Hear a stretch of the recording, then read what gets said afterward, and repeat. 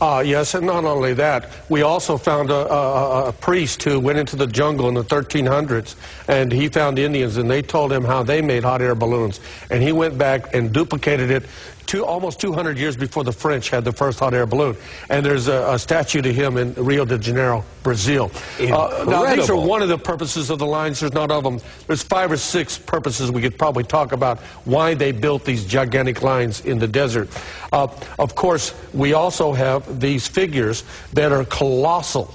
They're gigantic in size. That is of a hummingbird that is about 800 feet long. It's on top of a mesa, and they scrape these dirt out, and once they did below the desert varnish, it appears white. It'll last for thousands of years. And in fact, you cannot walk out on the area. That's a $1 million fine from the Peruvian government. And we're not saying that that a living hummingbird is that size. We're saying that iconoglyph. Yes, and the hummingbird for the Inca people was a messenger to the gods, the way it seems, messenger to the gods. In my research, there's also what you mentioned, the whale. There's monkeys. There's many different animals there that are depicted that they saw in real life. Now, also, the Nazcan people collected trophy heads. And trophy heads, they would cut off the people's heads and put it on their belts attached with ropes and so forth. And that we find in one of 20 tombs in Peru these trophy heads. Now, I have discovered that on about maybe 21 of these giant geoglyphs, at the bottom, like this killer whale has a trophy head. Yes. And some people believe that there is so dry, and they did offer up sacrifices to the gods above. And I have a piece of pottery with the gods that they still worship in pagan culture there in Nazca. The same names of the same gods are on some of the ancient Nazcan vases with these trophy heads. One of the intriguing things about the Nazca lines, Maria Rika, she did research from the 1940s till she died. She was 95 years of age in about 1998. About 20% of them are astronomically aligned, but it's not a giant astronomical calendar. Correct. What we're looking at here is a spider that's about 50 yards long, half the distance of a football field. It is the Rhynchonella spider, is the rarest of all arachnid spiders. It's about the size of a dot at the end of a sentence, barely detectable by the human eye. But they not only drew it at large dimensions, but there was a discovery made in 1959. Now, this species of spider lives in the Amazon in caves about 1,000 miles away. It has no eyes, and they found that during reproduction that it extends the third leg. Yes. As a protusible tube with a symbium at the end. Yes. You can only see this with a very high-powered microscope. A biologist discovered it at Boston University in 1959. Now, how in the world did the ancient Nazcan people, 200 to 300 BC, accurately draw the arachnid spider, not only without eyes? Now, I have other Nazcan vases from the same period.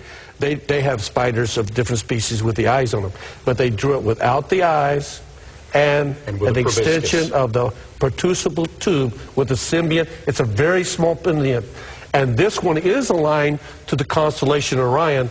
There's a line that goes right through here, and they lined it up with the constellation as an astronomical feature. Incredible advanced technology. Before you solve the major mystery, let's take just one moment. Here we have a composite. Yes. Here's a map.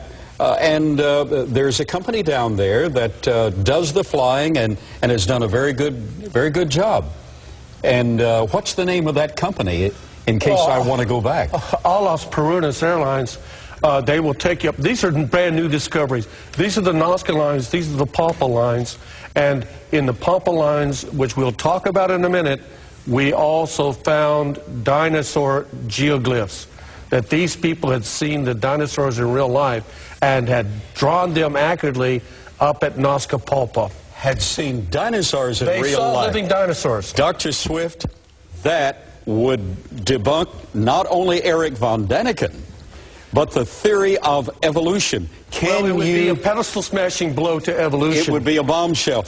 One of the dinosaurs, we now have documented 3 different dinosaurs. This is flying over, and it's deep in the valley, and in fact, it's almost impossible to get there. I am sure that nobody has walked there since the period of the Noskins. It's difficult. Nobody goes in this area. But flying over, we know that this one's about 60 meters long, and it is a Pachycephalosaurus dinosaur. Pachycephalosaurus, in fact, there's a rendition of a Pachycephalosaurus dinosaur. And that means bone-headed lizard. We have ample evidence of people in 171 different cultures in the past. They talked about encounters with what they call dragons. For instance, I have the thing of a Stegosaurus in 900 AD. An Irishman talked about encountering an animal with these triangular-shaped diamond things on the back, a head like a horse, and big iron spikes at the end of his tail. And it's a description of a Stegosaurus in 900 AD. Well, the Noskin people had to have seen living, breathing dinosaurs. And here's another that on that flight I described at the top of the program, you had the pilot take me to see. Dennis, that is a Triceratops dinosaur. Yes, this is up at Rio Pulpa. And again, this is so isolated, so far away. It's on a mesa. They carved, most of the drawings are down on a pampa in the flat area, but some of them are on the flat areas of the tops of mountains that are mesas.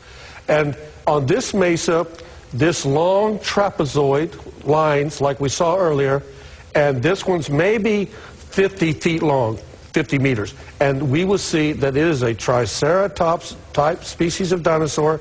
It has the crest, it has two horns at the top, it has the mouth, and then making three horns all together. Nearby, they found in a tomb a stone of one of the same species of Triceratops that's drawn on Nazca Papa, and this dates to about 200 A.D. And this has the frills. Quite often these Triceratops had the frills at the base of the neck now. And we also see in the larger blown-up dimensions, you can see that this is truly and really a dinosaur.